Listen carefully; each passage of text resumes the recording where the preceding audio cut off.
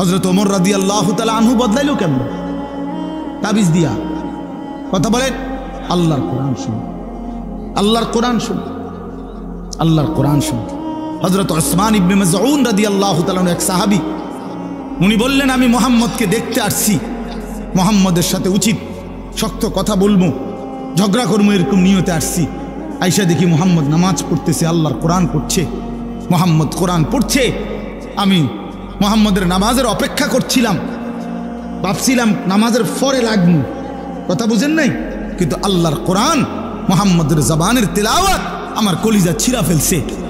আমি নামাজ শেষ সালাম ফিরাইতে দেরি, আমি কালেমা পড়ে মুসলমান হয়ে গেছি।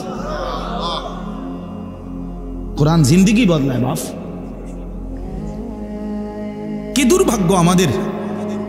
আপনারা যারা নামাজ পড়েন তারাও মসজিদে ইমাম সাহেবের কণ্ঠে মাগরিব, এশা, ফজর এই 3 ওয়াক্ত নামাজে তো ইমাম সাহেবের জবানে পরিষ্কার কোরআন শুনেন, অথচ তারপরেও আল্লাহর কোরআনটা একটু সহি শুদ্ধ করার মানসিকতাটাও আমাদের মধ্যে নাই।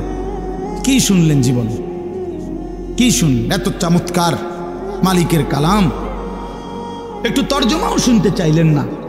আহা, আলহামদুলিল্লাহ সূরাটা দিয়ে আল্লাহ আমারে এতবার পড়ায়, কেন পড়ায় আমার কি একটু বোঝা উচিত ছিল না? কিরে, আমি সেই ফজর, জোহর, আসর, মাগরিব, এশা, আউয়াবিন, ইশরাক, তাহাজ্জুদ যে সময় নামাজে দাঁড়াই, প্রত্যেক রাকাতে আমারে দিয়া সূরা ফাতিহা পড়ায়। ঘটনাটা কি? এটার মধ্যে এত কিতা আছে, এটা জানা দরকার ছিল না? অমনি জিগান না। ওই বাচ্চা দেখেন, ওই চলে গেছে, ওইখানে ওটা লিখছিল ইয়াসিন ওয়াল কোরআনিল হাকিম, হিকমতপূর্ণ কোরআনের শপথ।